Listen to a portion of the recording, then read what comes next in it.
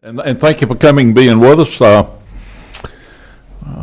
It's an inaugural meeting for me as chairman of Small Business Development, and I appreciate your participation and our committees as well. We look forward to this being an exciting year for us in Small Business Development. We're hoping to re-energize this committee and bring it to a functional status as far as being an ally and being a resource to our small business interests throughout this state, and to addressing their concerns, kind of taking maybe a relook at what you as committee members went through in your red tape hearings a couple of years ago, and just kind of do a follow-up of that, and hopefully bring some of our agencies in that are particularly those involved in permitting and licensing to help us understand what function they provide to the small business entities in our state. Let me introduce, for the housekeeping purposes, Leo Chauncey is our budget analyst, a person that's assigned to this committee as well as other committees to help us fluctuate and carry forth the activities of this committee. And then our administrative assistant, Kristen Tipton, will help us carry forth all the other duties that are associated with this. And for those of you that are here, we want to make sure that from the housekeeping standpoint, you let her know if your mileage factor is any different from the normal home to capital issue that you have. Let Christy know before we leave, and we'll try to turn this roster in as quickly and as early as possible to assist you in not having to make duplicate efforts or trying to get you taken care of as soon as possible. But with that said, we'll get our meeting started. We have a small committee. Just for the point of introduction, I'm going to let our committee members introduce themselves. We have a large committee. We have a small attendance, but we'll start on the end with Representative Cantrell and let him just identify himself and try to do this quickly. Hi, guys. Yes, sir. Hi, I'm Wes Cantrell. I represent District 22, which is mostly in Cherokee County, a little bit of Fulton, a little bit of Forsyth County. Taylor Bennett, newly elected this past August in a special election from District 80. I represent mostly Brookhaven, a little part of Chamblee, a little part of Sandy Springs.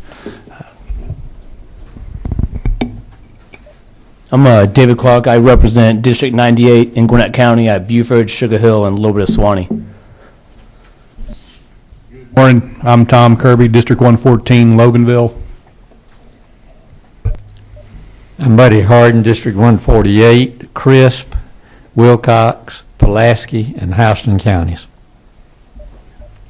John Deffenbaugh, District 1, and that puts me up in the northwest corner of Walker and Dade County. Representative Dexter Sharper, District 177, Valdosta, Georgia, and I'm also a small business owner. I'm Alan Peak, represent the Macon area, share that with Chairman Epps, Bibb County and Monroe County, and a small business owner myself. Representative Valencia Stovall, House District 74 in Clayton County, cities of Morrow, Lake City, Forest Park, College Park, and Riverdale. Good. Mr. Chairman.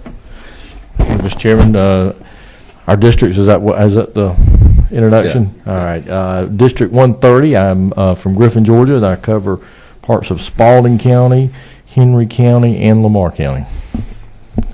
Thank you. And Chairman Knight should be a familiar face to you. He chaired this committee for several years prior to me being here. And then, of course, Christy on the end that is here to assist us.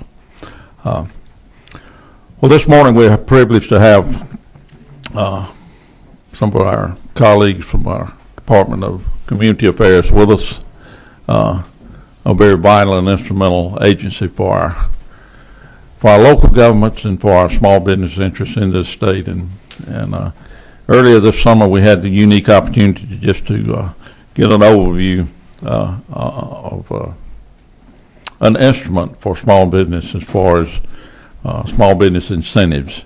I was truly impressed with the way it was presented to me, kind of in an informal setting. We had the opportunity to meet with Holly and some of her staff and just get a concept of what this is, which led to today's meeting. That I thought it was something that this committee, as representative of constituents that you can see all over the state, would be most informative for them to assist in their representation of these business entities in their districts. And we also invited financial lenders, economic development directors, any arm on the district level that would be involved in assisting small businesses and addressing their concerns and carrying forth this. So we'll begin our program today, and we're honored to have Mr. Christopher Nunn, the Deputy Commissioner of Community and Economic Development Finance, who is going to give us a lead in, and from there we'll move forth in, I know, which will be a most informative manner. Great. Thank you, sir. Thank you, Mr. Chairman. It's a pleasure to be with you today. Again, as Chairman Epps said, my name is Christopher Nunn. I'm the Deputy Commissioner at the Department of Community Affairs, and on behalf of Commissioner Camila Knowles and really all of our team, it's a delight to be here today to just share a little bit more about one of the resources that falls within our purview that we hope can assist you and the citizens that you serve. I'm going to share a little bit about the background of this program, and then let Holly go into a little bit more detail about how this program actually works. We're also joined by two other colleagues, John Kingery and Seth Coker, who many of you may know, and as well as our resources back in the office, as they say. Just to level set, because I'm not sure how many of you have perhaps been privy to a more detailed presentation that Holly would give about this program. I thought I would share a little bit of background about why this program exists and how these resources came to be, and just do a little bit of level setting. I apologize for the AV. We will get all of you copies of this presentation. There is on the screen over to your right, to our left, a copy of the presentation, and I can kind of share this with you. I don't believe that I need to spend a lot of time reminding us what 2010 looked like, but I did want to go back and just remind you of the economic environment at the time, because that's the time period at which this program was born. And we had a bit of a discussion about what's the definition of small business. Some data that we looked at from Equifax and some other data sources. We were looking at businesses that were 100 employees or less, and if the graphic on the left, which you will see later, just demonstrates the number of small business bankruptcies that peaked really in the second quarter of 2009 at record highs and continued at very significant levels through the 2010 period. So small businesses were hurting, and those of you like myself who own small businesses, you get it. The graphic or the chart on the right shows the corresponding impact on unemployment. The two are very correlated, and as we all remember, in 2010, unemployment rates were through the roof. So the congressional response to that is really why we're here today. The State Small Business Credit Initiative was introduced and was ultimately passed and signed into law in September of 2010.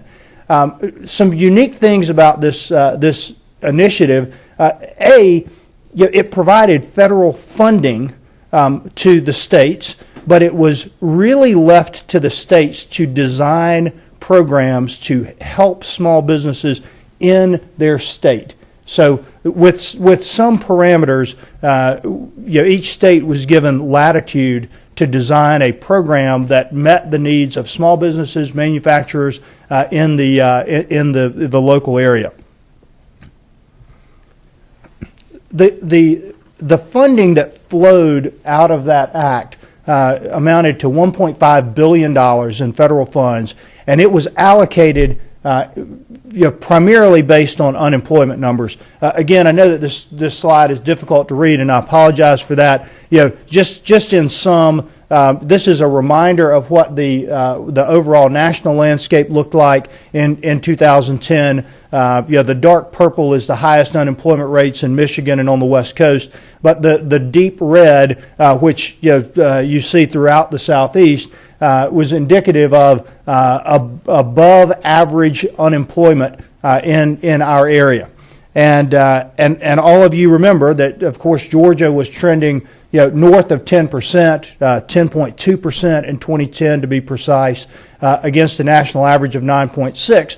So as a result of that, Georgia actually received a significant allocation of that $1.5 billion in SSBCI funds. Actually, it was the 7th largest allocation of those SSBCI funds. Georgia got what amounted to about $48 million in federal funds. That put us in line with Ohio, with Texas, with North Carolina. The larger chunks there on the chart, and you'll see this when you get the presentation. California, Florida, Michigan. The 50, almost 50% on the left-hand side, that represents 46 states that received that pot of funds. So Georgia got a significant chunk of this. And in an executive order in June of 2011, Governor Deal delegated responsibility for this program to the Department of Community Affairs.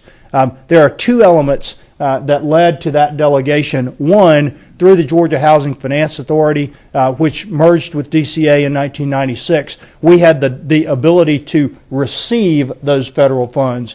More importantly to our discussion today, because we administer a number of economic development programs that involve credit and credit due diligence, we had the ability to administer those funds and to develop and design this program.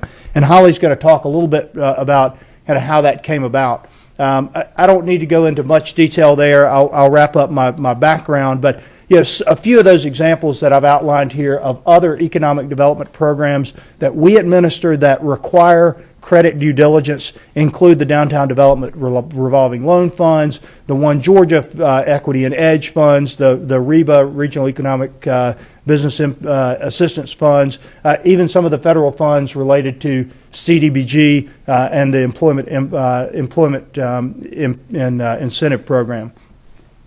At the time that we were delegated that responsibility, John Kingery and his staff on the credit side, embraced this program from a credit due diligence standpoint. John, in addition to being a fellow Emory alum, so I'm perhaps somewhat biased, he also has a finance background. Grew up in the banking industry on the credit side of the house. He's been with DCA for a number of years, and really not only leads a strong team, but he represents a lot of expertise in this program. We also went out and attracted Holly Hunt to join the DCA team to oversee this program, to grow the program, to establish it. Holly has spent her career in banking. She's got 20 plus years in the consumer lending space and consumer and commercial lending. She's been involved with 3 de novo banking opportunities in North Georgia. She was the CFO of a CDFI, or a Community Development Finance Institution, which is part of the core of this program. So we brought the expertise in-house to execute this program.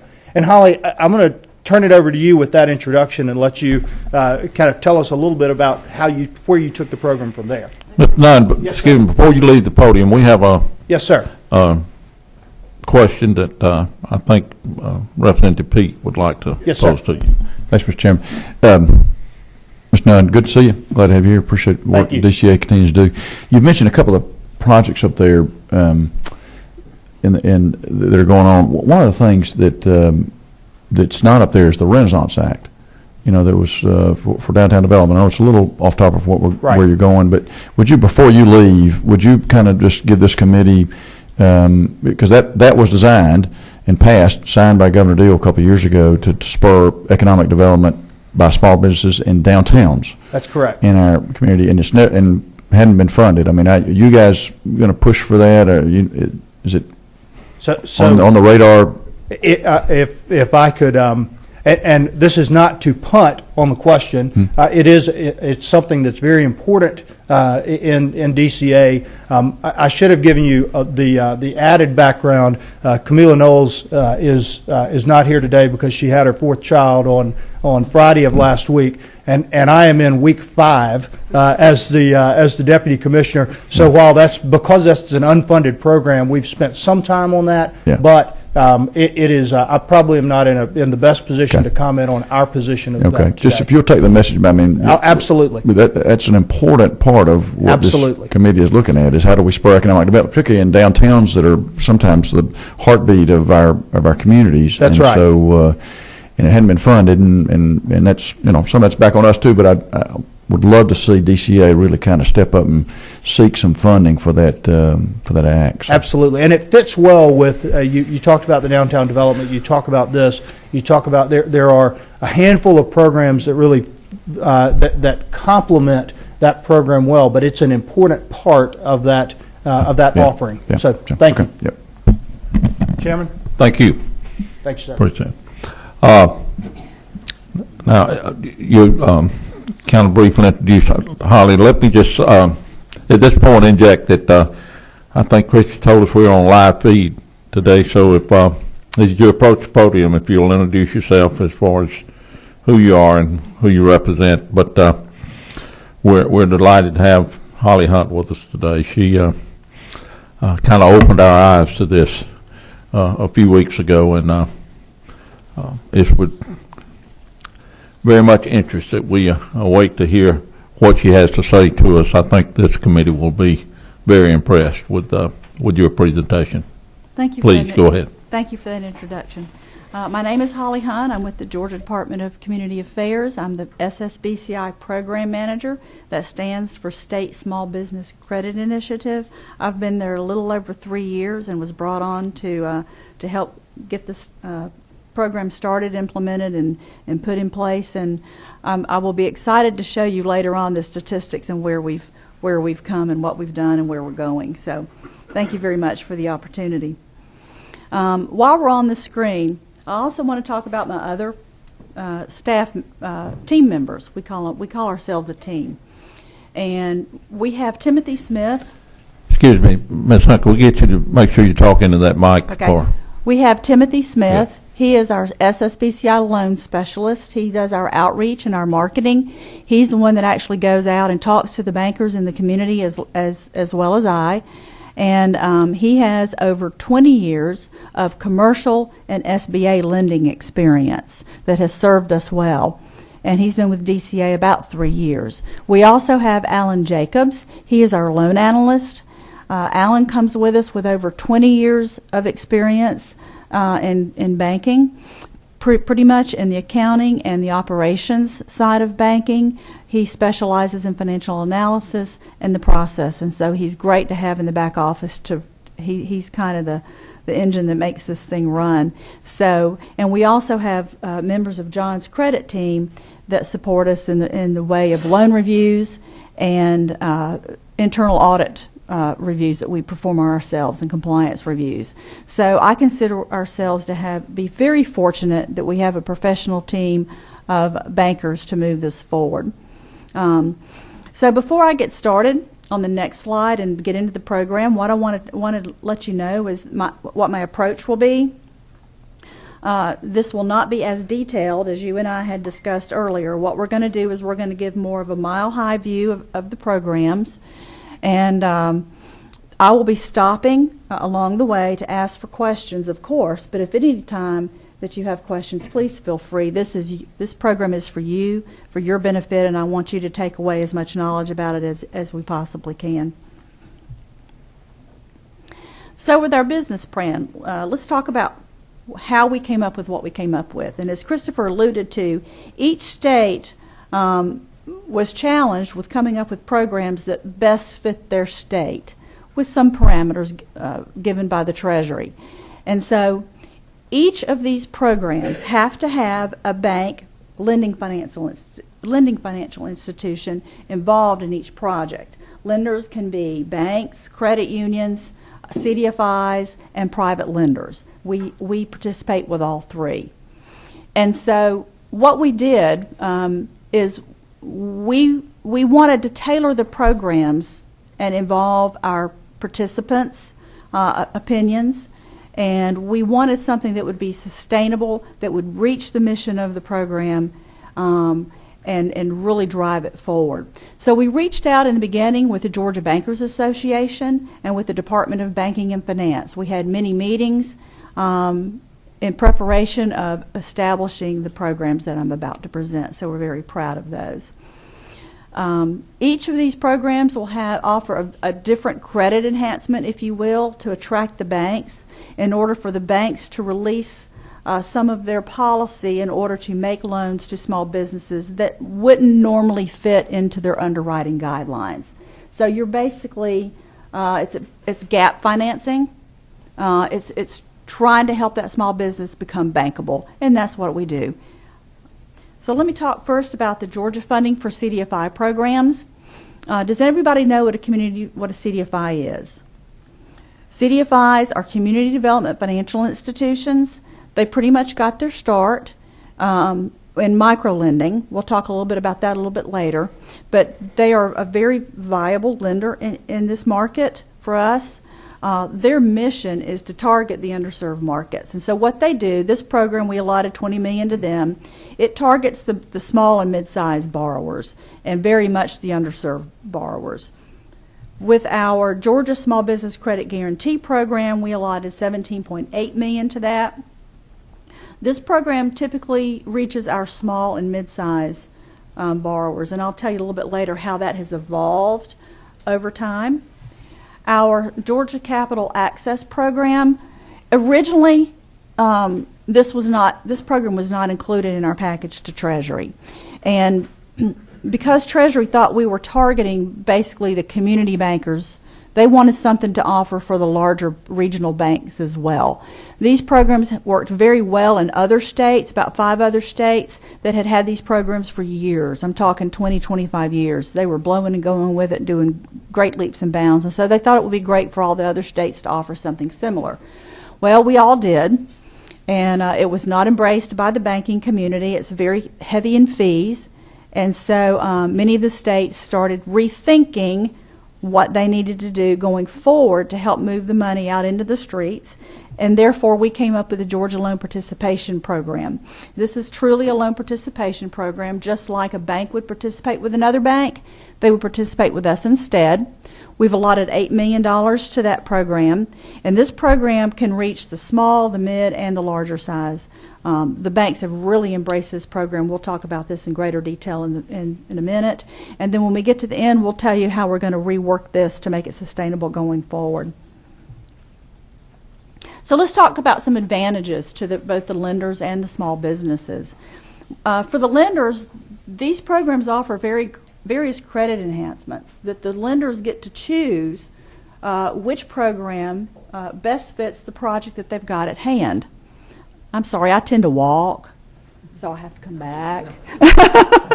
I'm a walker, so I'll try to remember to stand right here. So that's the beauty of the program. The lenders get to choose which one of these programs best fits their project. And for the delegated lending model, this is huge with them. We don't dictate terms, rates, or anything like that. We don't give them a lot of parameters they have to work with on this. They get to use their own individual underwriting guidelines, and you know all bankers have their own underwriting guidelines. So what we do is we vet the banks up front. We take a look at their financials. We get comfortable with their underwriting guidelines, and we then approve them into the program. They are then considered approved lenders. And so when those loans get to us, we look at the terms and the rates. Yeah, ready to go. We get a couple of forms, and it just moves right smoothly through the process. They really like that. Does each of the banks have a given sum that they work with, or is it they get the application and go back to you all for the funds? What they do is they'll send us an application. Who's and they? The banks. The bank. The banks are the ones that send the forms into us. And what's ideal is if they can call us on the front end. Tim and I can work with the banks and the businesses on the front end before that application gets to us. That's what we do. And we'd like to get in on the very front end of these projects so that when it comes to us, it's ready to go. And that might be some compliance issues that we need to work with, how to structure it, what works and what doesn't work with the guidelines that we have from Treasury. So it's very fluid. We like to get it on the very front end so that when it does come to us, it's ready to go. There's only 2 forms that they fill out. They send us some financials. We basically, they send us their credit memo, and all we do is really review their credit memo and run it through very quickly. Thank you, Ms. All right. Representative Sharp, you have a question? Thank you, Chair. I was just wondering, how aware are a lot of the banking institutions about this program? Because, you know, maybe some of them are like on top of it, and when they have a prospective client, that they can say, well, this program may fit you, or, so I'm just wondering, how aware are the banks about this program? That's a very good question. I'm going to show you a map later on of where we have a presence and where we don't have a presence. We have worked very hard to travel the state of Georgia, Tim and I have. We talk with bankers, we talk with development authorities, chambers, anybody that will have us will go into your community, and we'd like to get all the bankers together and to present the program. And there are a lot of places, a lot of counties that you'll see that we yet to have a presence. So we're hoping with your help that you'll help us get into those areas so that we can continue to spread our message. We have about 44 banks participating. We have probably 18 approved lenders. It depends on which program that they're in. We have a lot of banks yet to reach. And so that's the purpose here today. Is I think what Chairman Epps was wanting to do is make everyone aware of what we can do for your bankers and your businesses and your constituents in your various districts. Okay. And so this is part of the outreach program for sure. Okay, has anyone kind of got a relationship with the Bankers Association type deal yet? We do. or- We work okay. with Joe Brannon, Okay. David Oliver, and Elizabeth Chandler over there. Okay. They've actually asked us when, you know how every year the Georgia Bankers goes up to Washington and has their 2 or 3 day tour up in Washington. I was actually asked to attend and do a presentation to that entourage that goes to Georgia Bankers to Washington every year. And that was a very exciting opportunity to speak to a lot of bankers in Washington, and we were supported along with our directory of SSBCI at the Treasury level, along with some of our relationship managers. So it was a very good meeting. So we take every opportunity we can to spread the message. Okay, thank you. So I if you think- would invite me into your district, Yeah, I would be glad to be definitely. there. Okay. And another thing I would like, to recommend that it's possible that you guys can do this same type of presentation for the banking committee, if you haven't already, the House Banking Committee. We haven't, but we would welcome the opportunity. All right, okay. Thank you. We have very one much. other question, Sure. Holly. Representative Stovall. I wanted to know, have you all worked with the small business development centers? Because I'm wondering, since the small businesses are going to them to get assistance, are they making the small businesses aware of this program? We are, and when we have a borrower call us, and we get calls from borrowers and banks, we ask if they have, first of all, where they're located. Do they have a business plan? A lot of them don't yet. They need assistance, and so we try to bring in all the resources we can in order to help them get to the point where they're ready to move forward with a loan. The first thing we do, if they don't have a business plan, we do send them to the SBDC. We help locate the local SBDC office closest to them and get them streamlined into there. We don't always have them come back to us. The SBDC, of course, helps them with other things as well in addition to the business plans. And we're hoping, if they don't come back to us, that they were able to get traditional financing in their community through networking with the SBDC. That's something that we don't monitor. I wish we did, and I'm working with some sort of a way that we can follow up with SBDC on the folks that we send to them. SBDC is an excellent resource for us. They've asked us to come speak and we specifically work with, of course, the group out of Athens and the Georgia State office here in Atlanta. I have one more question. Is there a timeline for the amount of money that the state has received for it to be dispersed out? We're supposed to have all the money dispersed, the $48 million, by the end of 2016. That's the Treasury oversight will end there. But the program continues in perpetuity. It's just that the Treasury, our last report to Treasury is at the end of 2016. And we have to leverage that $48 million 10 to 1, which means I need to turn this $48 million into $480 million in private investments. So that's why I need your banks to help me do that. And you'll see in a minute just how successful we've been with that. I think we're on a great track. Thank you. Thank you. Thank you. Please. So in addition to the delegated lending model that the banks really love, this is a potential for CRA credit. Everybody familiar with the Community Reinvestment Act?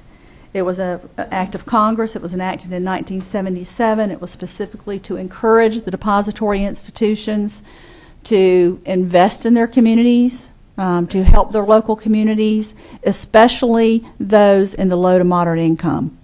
And if you remember back in 2010, 2011, Georgia led the nation in bank failures. And so what was happening to those community banks that were failing? Those community banks were actually being bought by larger banks that may not have a presence in that community already. That was a way for the larger banks just to spread out in their markets. So what they need when these banks do that, they have to have CRA credit in those communities that they've just bought that bank in. And that's hard to do if you don't have local folks there that already know the community. So the FDIC, the DBF, they're all keyed in on CRA credits for these banks. And the banks get judged on their CRA efforts. And so when the banks find out that this gives them automatic CRA credit, they're very, very interested. And so that's huge when you take this back and talk to your bankers. CRA is a big buzzword that you probably would like to throw out there to them to attract their attention. Again, all this is a streamlined process because there's only 2 forms, because it's a delegated lending. When it gets to us, we just review it. We've got some compliance, ticky-tacky things we need to do, and we can generally, depending on how complete the application is, get them out the door in 5, 10, 15 days, depending on the size of the loan and depending on how complete the application is. That's why it's important to reach out to us on the front end so that we can help structure it so that it streamlines when it gets to us. All that leads to an increased loan portfolio for the bank. And you'll see as we talk about the programs, the opportunity that the banks have to increase their loan portfolios when they need to. For small businesses, what does it mean for the small businesses? These are the guys we're really trying to help. It's access to affordable credit, and I'm going to say affordable again and really put the emphasis on this. These programs don't jack up the interest rates like a finance company do. These are current market rates that these guys are getting. So that's very important to them. It allows them to go into new opportunities into new markets. A lot of these businesses that we help maybe have a small business now that they want to expand. They want to open another location. Perhaps they want to expand a warehouse so they can take on more volume. That then opens up new market opportunities for products and supplies. So very important. And then the next, expertise. So what do I mean by expertise? Kind of like when I was talking about the SBDCs. When somebody comes in and they're not quite ready, we have a whole host of resources, not only at DCA with our other programs, that Christopher mentioned, but we can reach out to our local county and cities to see if there's any incentive they have at the local level. We can reach out to the Georgia Department of Economic Development, which we've done several times. We've worked very well with GDED on bringing businesses into the Georgia market and getting them established. We help with the gap financing, of course. They help with the outreach as far as maybe they need Georgia Power, maybe they need the Quick Start program and some of these other things. So we offer them a network of expertise to help them reach the goal that they have, and establish banking relationships. We've got a lot of new people coming into Georgia. They're moving from other states, and they don't have an established banking relationship. So we help funnel them into perhaps a bank that's already enrolled with us, or they might have find a banker in their local community that they kind of latched onto. They like this guy or girl. You know, they really feel comfortable with that bank. So we go out and talk to their banker and explain the programs, and then we can enlist the banker that way. So we go out of our way to help these small businesses reach their dreams. And all of that, of course, leads to a stronger financial condition on the part of the small business, which in turn helps the lenders. And so it's kind of a cycle. It's a win-win for everybody, we think. Excuse me. Yes. Chairman Knight, I think, has a question. Very interesting. And just, and I don't want to get too much in detail, but so y'all are who's funding the loan, and is this a shared funding? Is it you're doing a stopgap measure? I mean, obviously you're going to the bank to be the underwriter of the loan. Exactly. I mean, maybe a small example of XYZ small business comes in, and you know, what's the mechanics of it? Well, we're fixing to get into that as we talk with each program, because each program will offer a different credit enhancements, so we support them differently with each program. With each program, we are always in second position. For one thing, we're always in second position behind the bank, so that's really attractive to the bankers, of course. So when it comes to, I think Representative Epps had asked about some, you know, who's at risk when we have default. Because we're in second position, we take the greater part of the risk. That's why it's attractive to the banks, and that's why the banks get comfortable with making loans they wouldn't normally need. But let me tell you, out of the $32 million that we've got on the books right now that you're going to see in a minute, I've only had a $35,000 loss. And we're 3.5 years into the program. So I'm quite proud of the credit team and the job that we do on the front end to make sure that these loans are in compliance when they get to us. And so when we get into the different programs, you may have some additional questions there that relate to this question that you've asked. Any other questions? Thank you. Let me just pause right quick and recognize Representative Jackson. Representative, would you identify your district, please? I sure will. Thank you, Mr. Chairman. My name is Mac Jackson. I'm from District 128, and that includes a lot of counties, which is Washington County, Hancock County, Johnson County, Jefferson County, Warren County, McDuffie County, and I've got a lot of counties. I've got a senatorial district almost, but I'm from District 128, and I'm glad to be here this morning. Thank you very much. Thank you. And I failed to recognize our Legislative Council member, Lynn Whitten, that's with us, that serves as our legal counsel from the Legislative Council office. So thank you, Lynn, for being with us. Please proceed, huh? Okay. I have a question. Oh, I'm sorry. That's okay. Ms. Hunt, you speak of a lot of participations with the banks and that you're trying to get more and more. But when you're speaking very positively of a bank's relationship with you as being a desirable thing. Why is that there's disparity? Why aren't they knocking down your walls to get into this program? The loan participation program has been especially attractive because when banks participate with each other, this Bank A has fees, Bank B has fees, and they're kind of in a shared first position, if you will. When they participate with us, we're in a second position, and we have no fees. And so it's less fees to the borrower. We allow them to buy back our participation at any time that they feel like once that loan is seasoned and they don't really need us anymore and they need to build their balance sheet. You know how banks like to pump up those balance sheets at quarter end and year end? There's no penalty to buy that back from us at any time.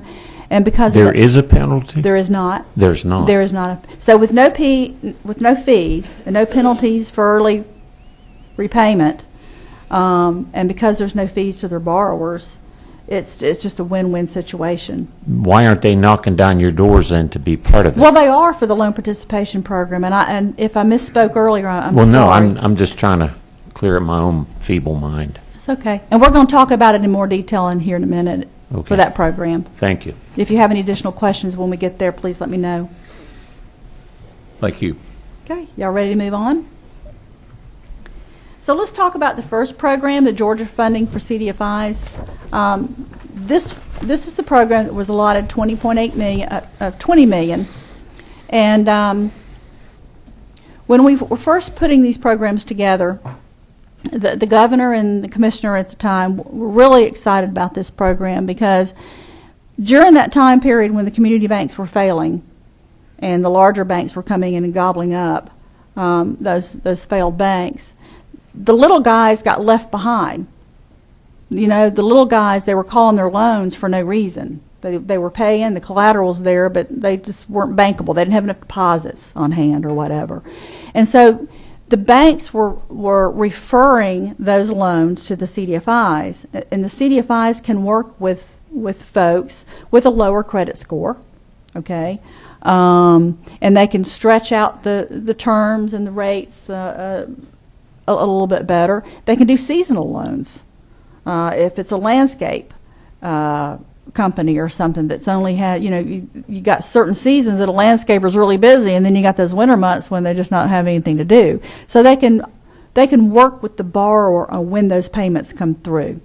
The beauty of the CDFIs is this is a companion loan program. Still a loan participation program, but we call it a companion loan program. So what does that mean? So for example, if we have a $200,000 loan the bank has, but they only want to do 150. They can only do 150 of it because of their policy. There's that $50,000 gap. The CDFI can come in and do that $50,000 piece of it that the bank doesn't want to do. We fund 100% of the CDFI loan. We're in second position behind the bank. And the beauty of it is the CDFI terms don't have to match the bank terms. And so if they're having trouble cash flowing, then they can stretch out the amortization on it. They can lower the interest rate. We'd like for them to do a little bit lower interest rate than the bank. So what you end up with is a blended lower rate to the borrower is what you do. And so this is especially helpful for those that are truly underserved. And they target that market already. And that's the market we're trying to get into. They have done an excellent job of that. Of doing that. And so what are the benefits to the borrower? The CDFIs are required to do technical assistance. They get SBA microloan money, USDA microloan money. They got their start in microloans. And when they get those funds, they also get grant monies that go with that they have to provide technical assistance. So what does that mean?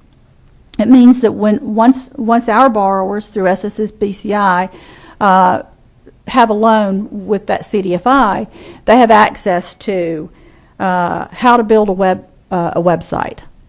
How do you do QuickBooks? You'd be amazed at how many small businesses get to us and they don't know how to do QuickBooks, but that's what they want to use to get their business started. I need marketing help. Where do I go for marketing help?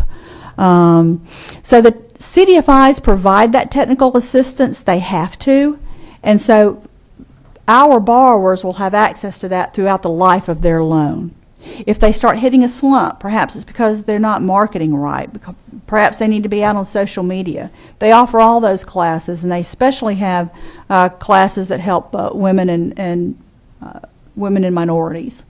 So they do an outstanding job of reaching that market on our behalf. What does it mean for Georgia? We got this money out. We got this $20 million out really quick. They have tapped out their $20 million already. They were going great guns. They did the marketing for us. They covered the state for us.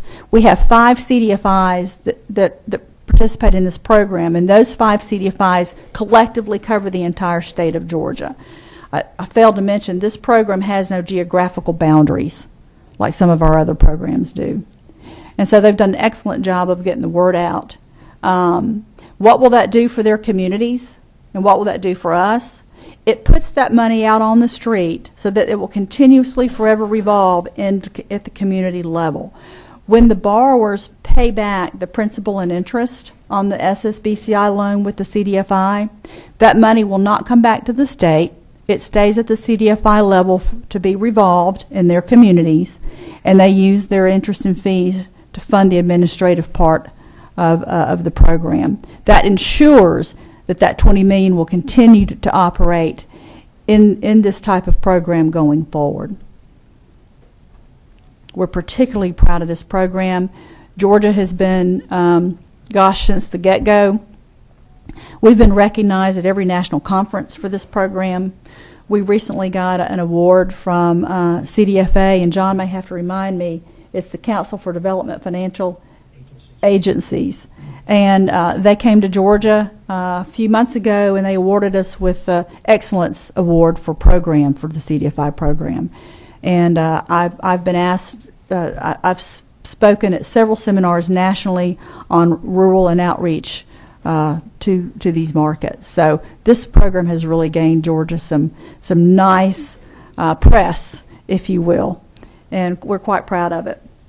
At this point now, remember me talking about the 10-to-1 leverage? Now that they're using their revolving loan funds to continue going forward, we're getting the leverage off of that. So now we're adding leverage onto leverage with these dollars that are out on the street. So this was a very important program for us. These are some projects that we've done. I wanted to point out to you just very quickly. This was a bed and breakfast, and we had several components to this one. We've got it was a $700,000 project for the Sparrow Inn in Monroe, and we had the bank was in it for $348,000. The borrowers put in $73,000 of their own equity, and they still had a big gap. And so what we did is we partnered with another program in our agency, the Downtown Development Revolving Loan Fund. Probably a lot of you are aware of that. That's a program just for downtown delineated areas, and this was in a downtown area, but they still had a gap. And so we were able to come in and provide $216,000 of that through Georgia Cities Foundation. Everybody pretty much familiar with Georgia Municipal Association and Georgia Cities Foundation. They are one of our CDFIs, and so they can go anywhere in the state, of course, with their downtown areas. And we've partnered several times with the Downtown Development Revolving Loan Fund to make these projects such as this happen. So this was a very happy project. It's a very beautiful place. If you have a chance to go there, it created 15 jobs in that local community. We had another project. Just real briefly, if any of you are old enough and were in Atlanta and remember the old Davison's building downtown, I remember going there with my mother. When you go in on that ground floor and you had those beautiful cosmetic counters and those beautiful chandeliers and those glossy floors. Well, it sat empty for several years, and back in 2009, a group went in there to refurbish it. And they came back to us in 2012 and wanted to do some more renovations. So this one was an $11 million project. Peach State Credit Union was the lead lender. They were in it for $8.7 million. The owner equity, they only had $300,000 to put into it, and SSBCI through a CDFI in North Georgia, we were able to fund $2.7 million on this one to make this happen. What they're doing is they're adding more event space, more ballroom space, conference rooms, and renovating their incubator space on the second floor. If anybody's had an opportunity to go to an event there, you'll see just how beautiful it is. Those chandeliers are still intact, and so are those beautiful columns that they've restored. Are there any questions on the CDFI program before we move to the next program? Thank you. Right. I was just wondering, is there a minimum amount or maximum amount when it comes down to the particular, borrower, lender? For this program, we tried to target loans around the $250,000 mark. But remember, we have to get this money out out by the end of 2016 for federal Treasury requirements. And so when these deals started coming in, they were larger in amount. And so we met as a committee and decided that, yes, we would feel comfortable with that. That's where the credit committee comes in. John's credit team looks at anything over $250,000, regardless. So sometimes we do a little bit more due diligence on these. We really look at the strength of the borrower. Of course, anybody would for any loan. We treat it as if it's a bank loan. But these borrowers are really sound. They had some really good income coming in from their event space. And so we have actually gone, I think we've done one for $3.2 million, $2.2 million. We've done hotels. Okay. We can do hotels. These programs work very well with SBA 504 programs we'll talk about in a minute. And so we can go in during the construction phase on a 504 and offer credit enhancements, and then when the SBA debenture pays off, it pays us out. We can never be in a project with another federal program. And so with the SBA 504s, we do ask that they take us out when the permanent phase comes in. And I'm sure probably a lot of you have questions on that. We can talk about that in just a minute in a little bit greater detail. I can actually show you how that works. Thank you. Thank you. Does any of our intending audits have a brief question you might? Okay, please, Holly. Okay. So now we're going to go on to the Small Business Credit Guarantee Program, and it's just that. It's a guarantee. It's a 50% loan guarantee. We don't compete with the SBA. SBA will do 80-85% guarantees. We're just another tool in the toolbox. A lot of, SBA has a lot of fees, a lot of paperwork. Sometimes these underserved borrowers can't afford that, and so they come to us for bankers come to us for a 50% guarantee. There's some nuances. There's some additional features to this that allow an enhanced loan guarantee for up to 80%.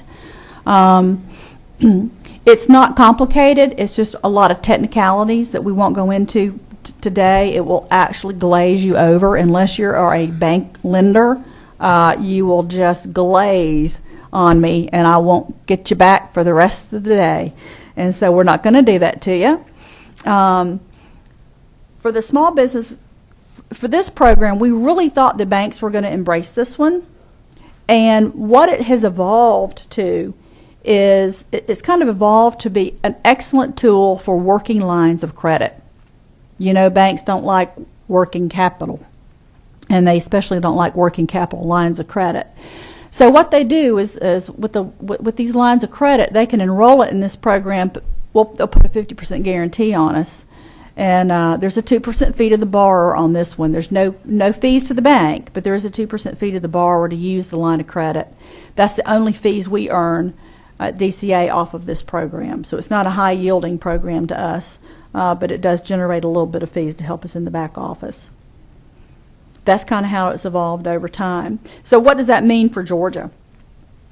Because these are so many small loans that maybe it's a $10,000, $20,000, $30,000 line of credit, and if they're putting it in the 50% pool, and a lot of these put them just directly into what we call a 10% pool, it's not moving a lot of money. I might be moving $1,000 at a time, and if I'm trying to get to $48 million, that's a whole lot of loans, and we do have a whole lot of loans in this one. But the beauty of it is we're reaching a lot of small businesses. This is where the volume of business comes from, and we generate a lot of jobs with this one. We don't generate a lot of income to the state, but we are helping a lot of the businesses. So that's there is a challenge that we have with this one. It's in the back office. It's very cumbersome administratively, and so we're working right now with Christopher coming in. We're looking at ways that we can streamline this process to make it more profitable in the back office. We're all about sustainability, and we'll show you that when you get there. And I don't really have an example to show you other than, just a typical working line of credit that we can go out there. And we can help. These are mostly service industries, your accountants, some manufacturers, consulting firms and such, where you've got a large client base that you bill them, but it might be 45, 60 days before they see that money's come in. So what these usually do is they purchase a receivable to help them get immediate cash flow to keep their businesses moving. It's a really slick model. So your bankers will be very interested in that, and I won't bore you with any more details on that one. Is there any questions on this program before we move forward to the next? Okay. You with me? All right. So this is the Georgia Loan Participation Program, and what happened with this one is because the CAP and the SBCG haven't been real embraced by the banks, so to speak. We introduced this one in November of 2013. It was a new one that we came up with. Again, we reached out to the Georgia Department of Banking and Finance and DBF on this one. And this one is the one that banks have really embraced. We're picking up steam with this one. Like my volume right now is really big, and we're really excited about it. And so let me tell you a little about this one. We can purchase up to 25% of a bank's loan, and they typically range from $100,000 to $5 million. That's a nice size loan. So on a $5 million loan, we purchase up to $1,250,000. That is our cap. Now we can do loans up to $20 million, projects up to $20 million, where the total loans in the project are going to be $20 million, but we're still capped at that $1,250,000. You with me? We're still capped at 25% of $5 million. But that doesn't mean we can't do larger loans, and we have. We've been able to go in and assist projects for $19 million, where perhaps we needed to bring in not only did we participate with the lead bank, but 2 other banks participated with the lead bank. You're talking smaller community banks that have legal lending limits, and so they can't exceed those legal lending limits. So in order to make something happen when there's a huge gap to that borrower, we will layer several banks in there with our program. It gets a little complicated, but it's a challenge, and we enjoy it, and we've been very successful with that. The Georgia Loan Participation Programs works extremely well with interim bridge financing with SBA 504. Does everybody know what that means? So I need to explain a little bit about that. Yes? Okay. Typically on a 504 loan, it's a 50-40-10 split, where the bank has 50% of the project, the SBA has 40% of the project, and the borrower puts in 10% of the project. Okay? But that's for the permanent phase. During the construction phase, the bank is at risk for 90%, because remember, your borrower's only put in 10%, and the SBA is not with you yet. Well, banks, a lot of times, their internal policies won't let them go 90% loan to value on a risk. And so a lot of the smaller community banks don't get into the SBA lending arena for that very purpose. And so we've enabled some of the smaller community banks to get into that. And for those that are already qualified lenders, they love it, because, what bank's not going to want free money to help them lower their risk from 90% to 50%? So we go in on the 40% part. We can do that with the CDFI program. With this program, we can only purchase up to 25% of that 40%, but still, it's a backstop for them. And then what happens when they get to the permanent phase, the SBA venture pays out, we get paid out, and then what? We get a huge chunk of money that goes back into our master pool to be relent. So this one, we get immediate 4-to-1 leverage with this one, and then when that chunk of money on the SBA comes back, we immediately turn around and relend it again. So you see how our leverage numbers were building on each other with this program. We love this program. The banks love this program. It's really growing by leaps and bounds. What does it mean for the small business borrower? There's no additional fees. There's no fees to the bank. There's no fees to the borrower on this one. And what are our administrative considerations? What does it mean for Georgia? It enabled us to reach the small, the mid-sized, and some of the larger size companies that are creating jobs for Georgia. And this program does create a good amount of jobs actually with each transaction. And this one generates a higher yield on our investment. Right now, my current yield on investment is 5.2%. So you can see, compared to the SBCG program where I'm only getting 2% fees, this one right now is at 5.2%. So what happens if interest rates go up? The borrowers are going to have a need, even a greater need, for cash flow because the interest rates are higher.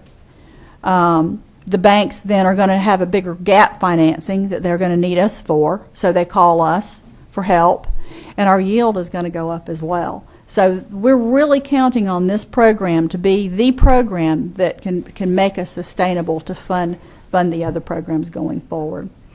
Let me show you one of the projects we're really excited about. And Mary Ellen may know a little bit about this with the Georgia Department of Economic Development. But this one kind of had three components. And this is the Rock Eagle Technology Park in Putnam County. DCA had several different funds that actually went into the technology park a few years back. But then it sat empty for a while. Okay, meanwhile, Georgia Department of Banking and Finance is over here courting this company from California to come into this county, and they were interested in this technology park. And they've been working with him for about 6 or 7 years, actually, on this project. This guy was kind of wishy-washy on whether he wanted to move his entire company from California to Georgia. He happened to have a second home in Reynolds Plantation, so he was kind of vacillating on that. But he had this huge gap in financing that they just couldn't figure out that gap financing. So that's where we got involved. When we came into the fold later in the game, we were able to provide $1,750,000 on this project, which is exactly what they need to make it happen. So we were very excited. This one had a lead bank for 4.9. We had to have a second participating bank for 2.2.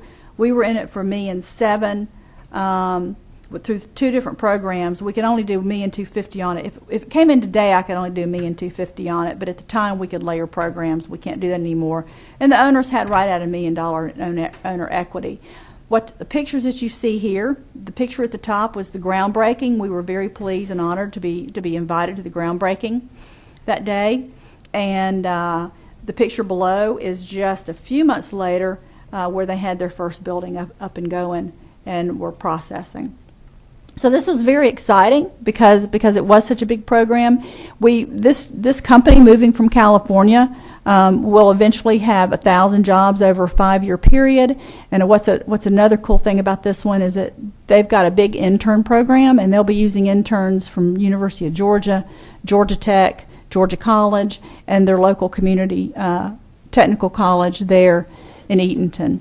So this is just a win-win for everybody. We're very, very proud of this one. Are there any questions on the participation program? Anything? Please, go ahead. Okay. So let's talk about eligibility. Now that we've gone through the programs, who's eligible? Well, let me talk about the first two, startup cost and working capital. When you go to a bank and you say you need startup cost and working capital, what do you think they're going to say? They're just going to shake their heads and say, run to your nearest exit. They don't typically like that. But with our program, we have been able to attract their attention. We've been able to do a lot of these for startups. A lot of times their policy is that they don't do startups unless they're at least 3 years old.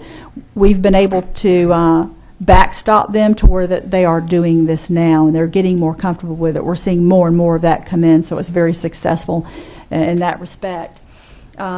Same for working capital that we've talked about before. Business procurement, we can help them purchase a building. We can help with franchise fees. We've done a lot of franchise restaurants and such, franchise hotels, equipment and inventory, of course. We can do loans just on the equipment inventory, and you know banks kind of like to discount that down quite a bit. So that's a big backstop that they need us for. And then we can purchase, construct, renovate, leasehold improvements on an eligible place of business. So some things to take away from this: refinancing is not eligible. However, renewals are eligible if there's new monies involved, and passive real estate investments are not eligible, like mixed-use investments. But what can we do on the mixed-use investments? We can help the small business that then wants to go into those retail spaces that these mixed-use developments create. So if you've got these mixed-use developments going on in your counties, in your districts, keep us in mind, because we can help those small businesses get into that retail space and help them fill that space for them. And again, we assume the second lien position behind the lender. So let me tell you what we've done. This is my most exciting slide. I love this one. You know, we rolled this out in April of 2012, I believe. So we're right a little over 3 years old at this point. We've enrolled 316 loans. That is 316 small businesses that couldn't otherwise get assistance. We've utilized $32.2 million of our SSBCI funds. We have leveraged $166.1 million in private investments. Guys, that is $166.1 million of bank loans that would not normally otherwise have been able to have come about.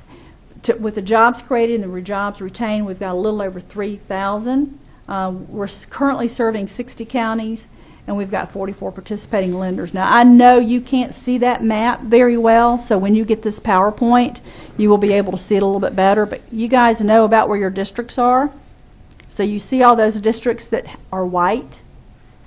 We need you to help us get into those districts. That is my goal. I would love to see a majority of our 159 counties, if not all 159 counties, served by this program by the end of next year.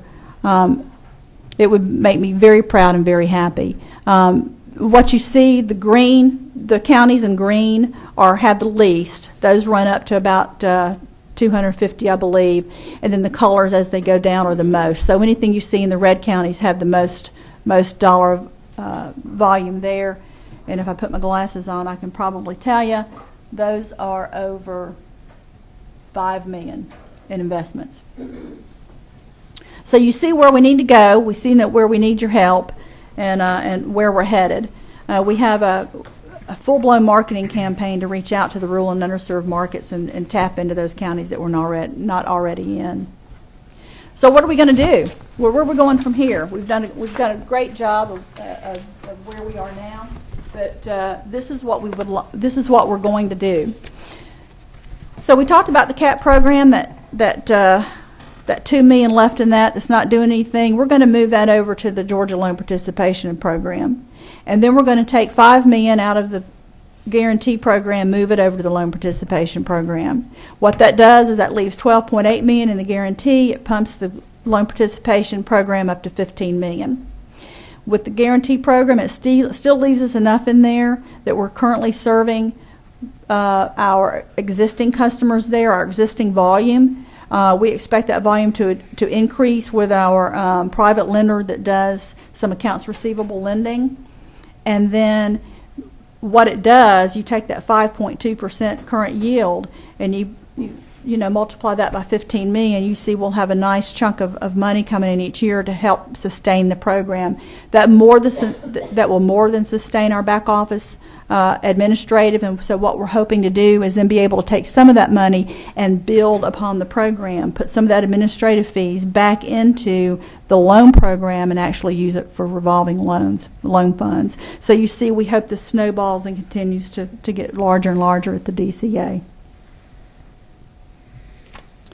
And are there any questions so far? This is our contact information. This is how you can reach me, and this is how you can reach Tim Smith.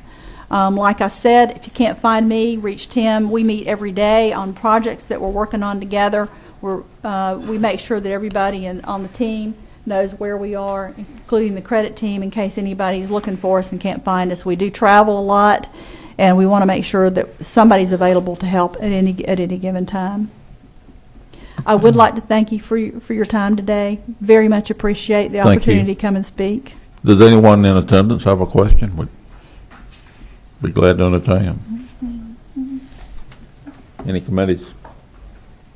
Okay. We do have a question. Representative Jackson.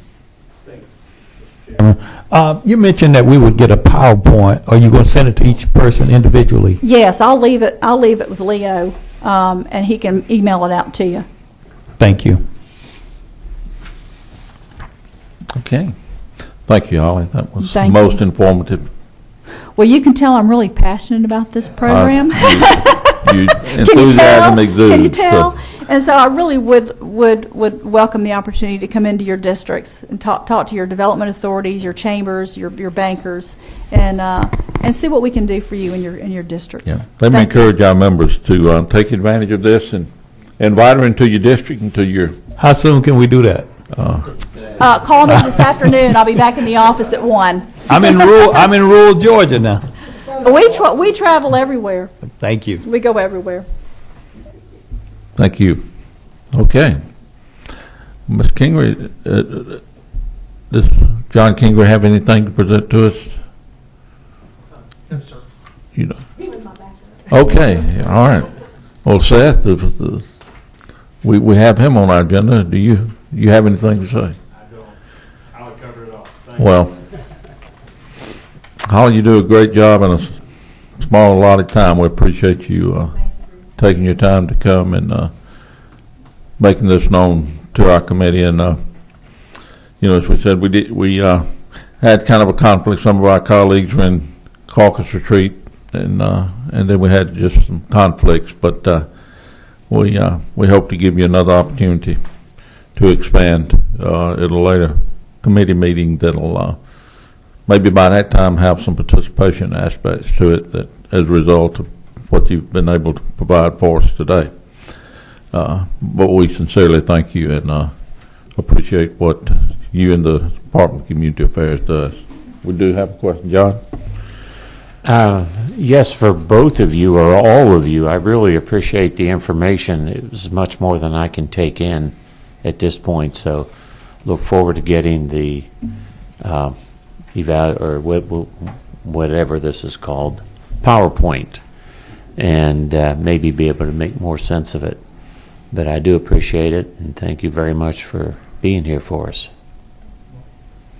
If you have time to stick around, if anyone with us today would love to speak with you personally, we'd all like to offer them that opportunity. But I guess that's everything. Please make sure we have all the information from our committee members that we need. And thank you, Lynn, for coming and being with us today. And I appreciate each of you for taking the time to, during a recess period, to make a trip to the Capitol to hear this. I think it's beneficial, and I think the expected outcomes would surely be there. Mr. Nunn, we certainly appreciate you coming and being with us and offering us and extending the opportunity to have access to these programs. With that being said, we'll stand adjourned. Thank you again, and we appreciate your attendance today.